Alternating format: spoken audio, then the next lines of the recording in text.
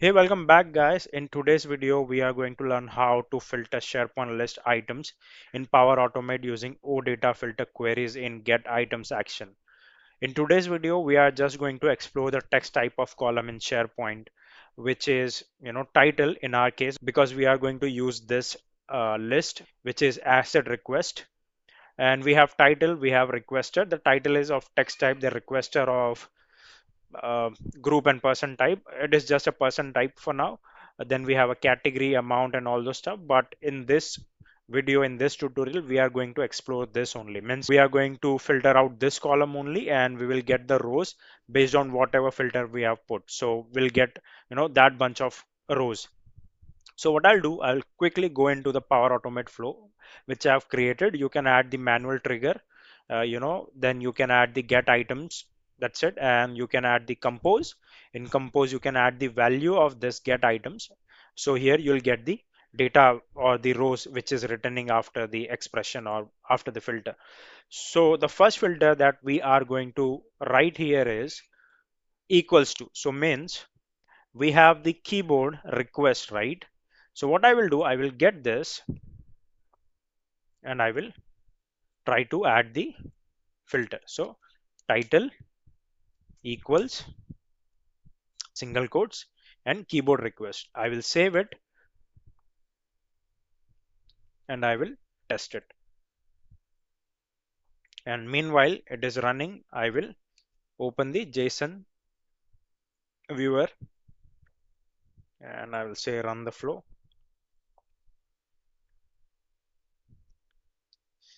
So our flow ran successfully. What I will do, I will go to the compose. We should be getting only one row because in here we have only one keyboard request. So what I will do, I will copy this and I will go to the JSON viewer. And I will check how much row I am returning. It is 0, means we are returning only one row because the index start from 0. Here we have the keyboard request and all. But what if I go here and I have to get both this keyboard submission? If you will see here, we have keyboard like key EY, the B is capital, for submission S is small, and here for keyboard K is capital, B is small, and S is again capital, uppercase. So in that case, I will take only one, maybe this or this one, and I will add it here. So you would be assuming that we have wrote keyboard submission, we would be returning only, one row, which is this. But let's see how many rows we are returning. I will save it and I will test it again. Run the flow. Done.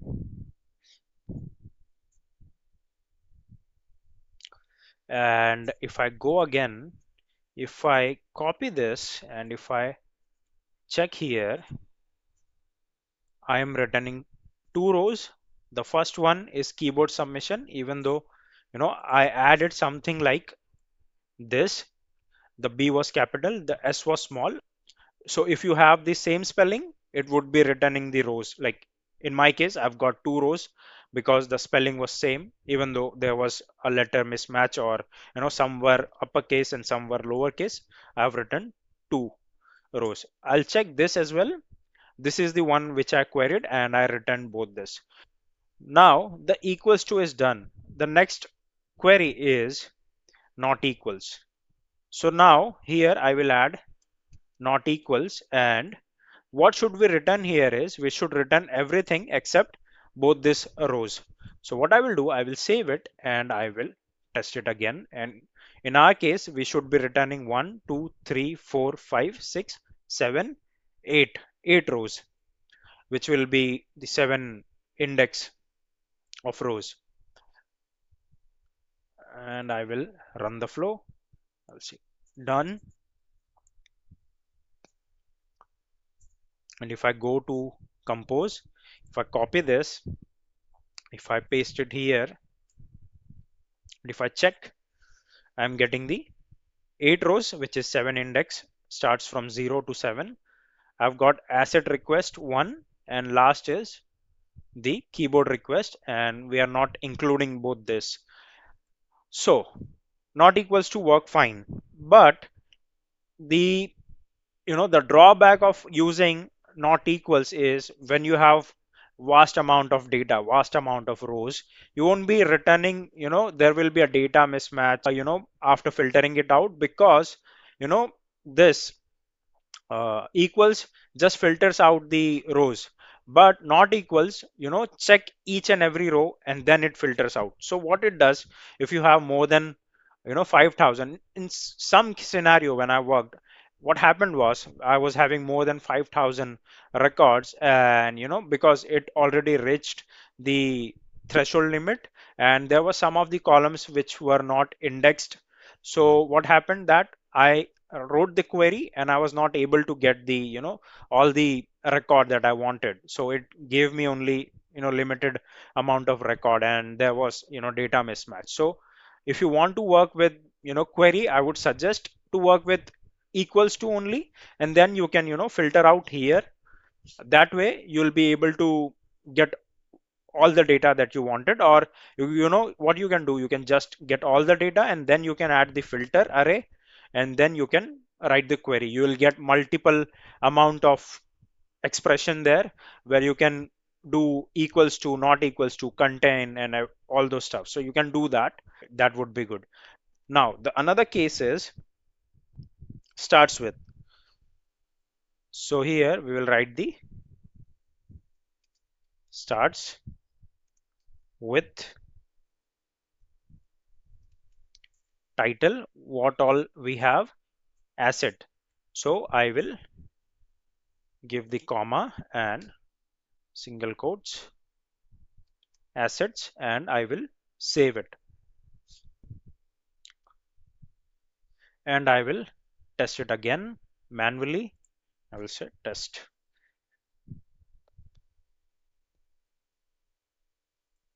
run the flow,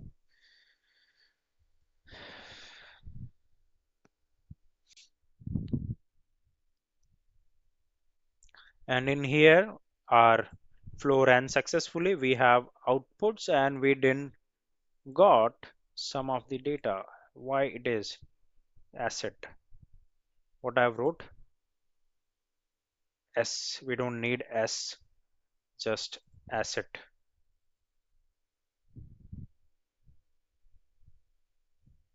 I will run again. In our case, we should get 1, 2, 3, 4, 5. 5 records, because this is access request and not the asset request. So we should be getting 5 rows, which is 4 index, I guess. Not guess, but we should get 4 index. And I will go here, I will copy this, and I will add it here, and we should check. I am getting 5 records, which starts from 0 to 4. Here I have asset. Again, we have asset. We have asset, asset, and the last one will be asset. So we've got the asset. But what if your client asks you should get the data which ends with request or something like that? Like in my case, maybe we'll consider submission, right? Or maybe request. In that case, we have this ends with um, expression, which is ends with, and I will save it. It won't work because in SharePoint the ends with does not work. Like not in SharePoint, but in get items OData filter query, the ends with doesn't work. The start with works, but the ends with does not work. So even though if I have wrote the query, I will not this, maybe I'll add the request. It won't, you might be thinking it won't give the data, but it will fail. So if I test it,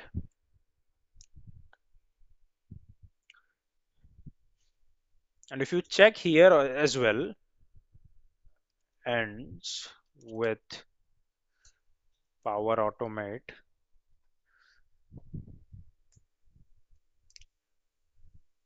If you see here, we have this function called endswith, but it doesn't work at all. Like in Power Automate, OData filter query basically it doesn't work, but it works for starts with. So if you will see, we have got bad request error and it doesn't work at all. So the end switch does not work. Now the next one is substringof. If you will go, by the way, substringof, what it does, if I will tell you, I want to get the data which have request in it. Okay. If you will see here, you have the request. All these have the request, right? But most of the developers, what they do is they add the filter query, filter array, sorry. So they will add the filter array. Filter array, and here what they will do, they will add the value, and here they will check the, I hope I'll get the title, and I will add the contains, and I will add this, and I will add this request. Okay, just showing it to give you better understanding of substringof. So by this you'll have a good understanding what substringof does. So here I have saved it, and what I will do, we have got some warning, that's okay. I will test it out. I will run the flow. We would be getting how many rows? 1, 2, 3, 4, 5, 6, 7, 8, right? If I go here, we have got bunch of data. What I will do, I will add this, and I will see we have got 8 rows, 8 set of data here, which is the last one is keyboard request, which is here, and the first one would be asset request 1, which is this one. We have got the 8 set of data, but we have used the contains here, right?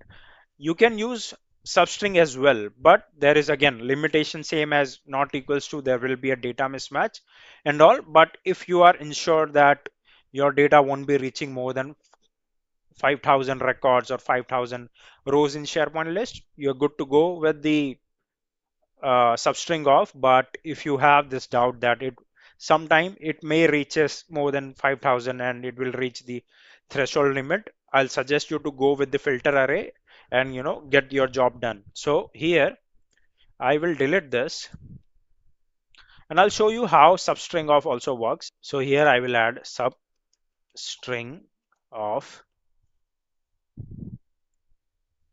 first one would be our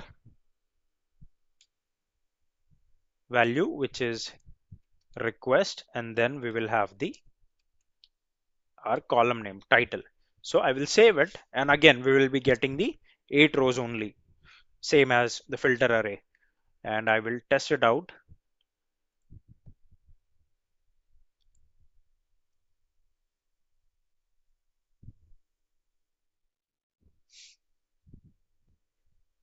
And here if I will see, as our flow has run successfully, if I go here and if I check, I will be getting the how many rows? 7 rows again. I'll just copy this, and if I go here again, I'll get the 7 rows. Yeah, so starts from asset request 1 and then ends with keyboard request, which is same. Then we have again the request 2, 3, 4, 5, sorry 7. We have 5, 7, 8 mouse request, and here it is keyboard request. So it worked completely fine. But again, the substringof have limitations, drawbacks, same as not equals to. So again, if you are not sure about reaching the threshold limit, I will suggest you to use filter array. Now this is done. Now we have the operator that we are going to use. So if you will see here, what I will do, if I will remove it, and here, if you will see, let's say the client told you you want to get the mouse request and you have to get the keyboard request only. So what you will do, you will go ahead. We have two operators, right? We have AND operator, we have OR operator. So if you go ahead and if you use, title equals, if you copy it and if you get this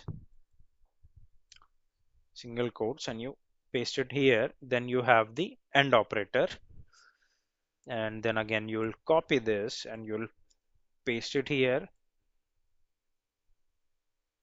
This way you'll get the mouse operator as well, and I will add the mouse operator here.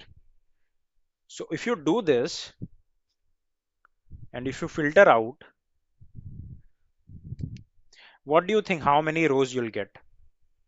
You might be wondering we'll get 2 rows because we are filtering out with keyboard and mouse, but in our case, in this case only, we won't be getting any rows. The flow will run successfully, but we won't get any rows. I'll show you that and why it will happen. The flow ran successfully, nothing to worry about. But here, if you will see, if you go to outputs, you didn't got any rows, returning rows. Because when you are filtering out, you are ensuring that it should be keyboard request and it should be mouse request as well. Means a one row. When this get items checks, it checks for each row. So you're saying that in each row there should be keyboard request as well as mouse request, and it will not happen because we have only one title column and it contains only one value, so you won't get anything. But if you write it like this, or okay, and if you save it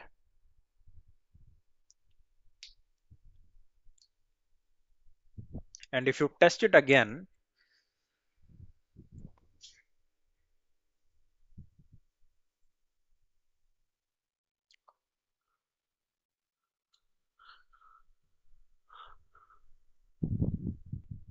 and if you check here, we have got how many rows? We have got 2 rows now. See, the one is mouse request and the another one is keyboard request. So here you are ensuring that it should be mouse or it should be keyboard. If any one of this has that title value, have that this values mouse request or keyboard request, you will return that column, return that row. So in our case, we are saying that it should be keyboard or it should be mouse. If title column have any of this value, mouse request or keyboard request, you are returning that row. In our case, we got 2 rows because one row has mouse request and another has keyboard request, so we have got that. And this is how we will work with OR condition. When you are just working with one column only, don't use AND operator, just use OR operator because it won't work. You won't get combination of data because it is just one column having the one data only.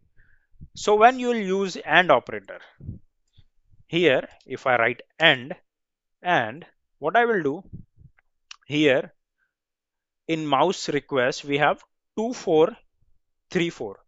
So what we will get, amount, capital A, amount equals 2434, and I will save it. In this case, it will return the record where the title is mouse request and the amount is 2434. For amount, for the number type of column, we have different scenarios, we have different expression where we can check greater than, less than, but because we are concentrating on title column only, so better to work with equals to. In going forward in another video, next video will be on this person type of column, so we will be exploring the possibility on how to write the expression to get the filtered data in get items that we will cover in upcoming video. But in this video, as we are working on title, I have flow ran successfully, and here if you will see, you'll get only one data because you were checking. Oh, you are not getting any data. Is it title keyboard request? Oh, it is keyboard request, sorry, I messed up. So we'll again do it with the keyboard request 535 535, and I will save it again.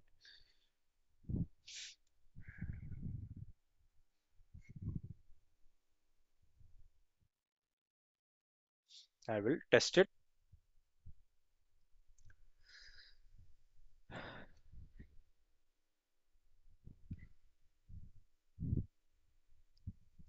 We have got some data here, and it is keyboard request. And how many datas we are returning? If I will check, it is just one data which have keyboard request as title, and the amount is 535. So we are done with text type of column, which is like title column only. So this is how you will filter out the text type of column in SharePoint get items action, Power Automate action. So that is it with this video. I hope you learned something new and you got something new on this get items. How to filter out the substring of was something new for me as well, because I was using filter array and I didn't use substring of. But even if you are using it, just be cautious of reaching the threshold limit. So thank you and bye, and stay tuned for the next video on requester, which is again person type of column. So thank you and bye.